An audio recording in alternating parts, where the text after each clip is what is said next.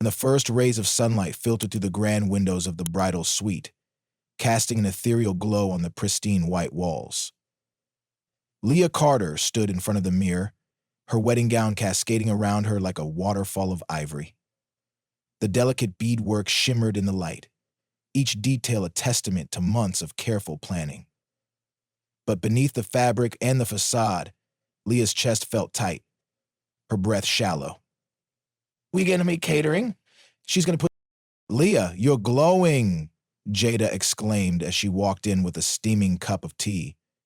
"This is your day, babe. You've dreamed of this forever." Leah turned to her best friend with a faint smile. "It's perfect, isn't it?" she murmured, though her voice lacked conviction. Jada placed a reassuring hand on Leah's shoulder. "It's more than perfect. Zach's a lucky guy." "Now stop overthinking," but Leah's mind was already drifting back to the rehearsal dinner the night before. Even knowing that Jada would have never worn a dress in the musical score, after amazingly placed by Rosie, headlining the rehearsal, the tension in the air had been palpable. Victoria Monroe, Zach's mother, had dominated the evening with passive-aggressive remarks. "Leah, dear, your family is so colorful," she had said, her polished smile betraying her disdain.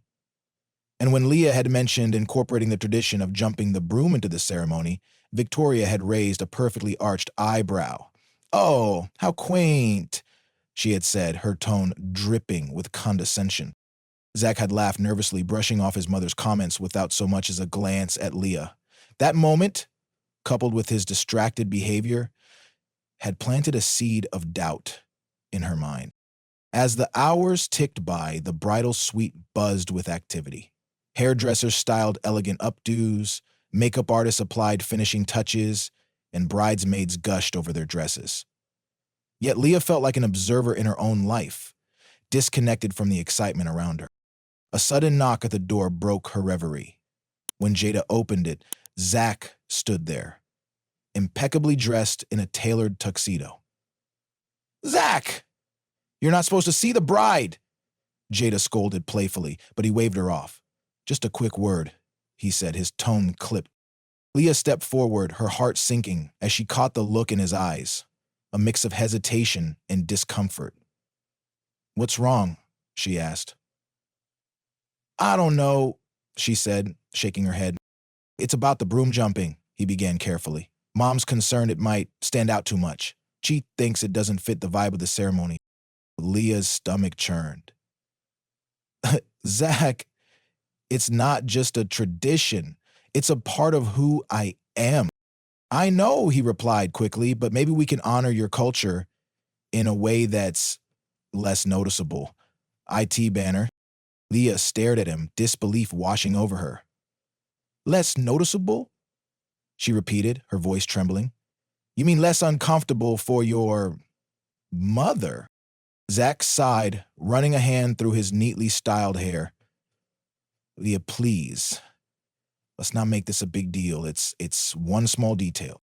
Leah turned away, her reflection in the mirror now a stranger.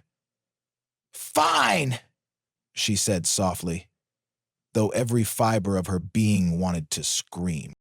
The ceremony was a picture-perfect scene.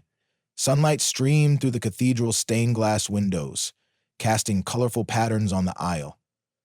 Guests whispered in admiration as Leah made her entrance, her gown trailing behind her. But as she reached the altar, her eyes searched for the broom that should have been there, a symbol of unity, strength, and heritage. It was gone. Zach's smile was charming but hollow, and his grip on her hands felt mechanical.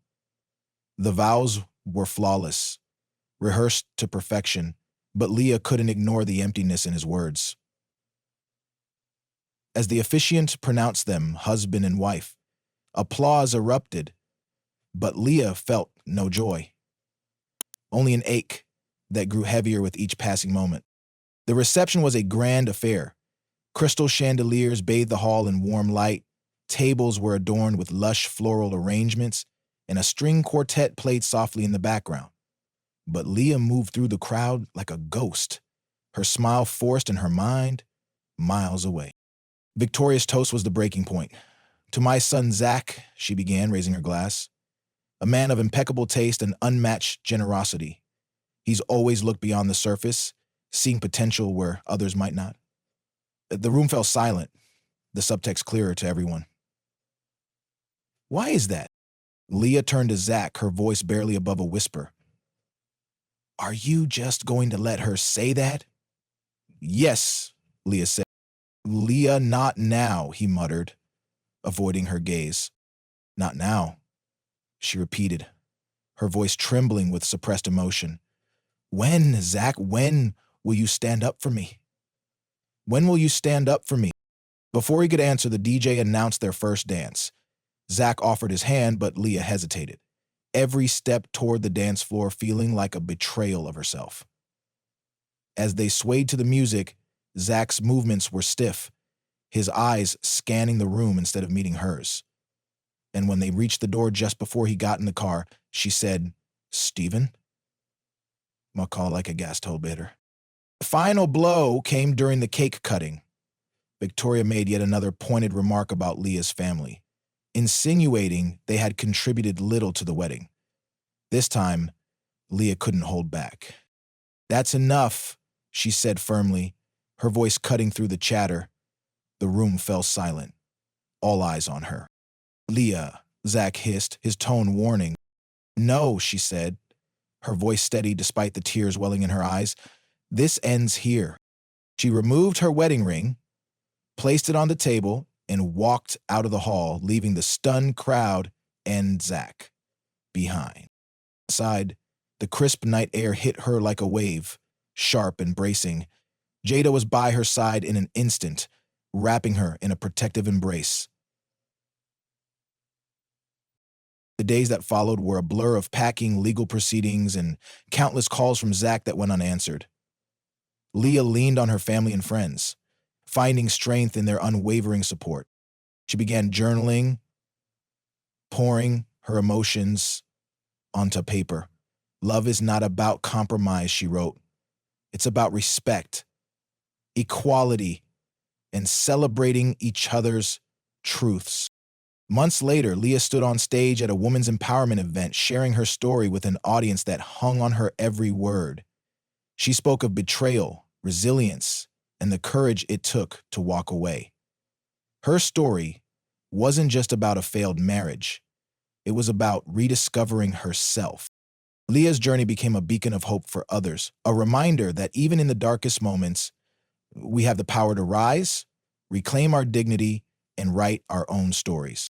Thank you for watching Leah's journey. If her story inspired you, don't forget to like, share, and subscribe. Together, let's spread messages of hope, strength, and courage. See you in the next story.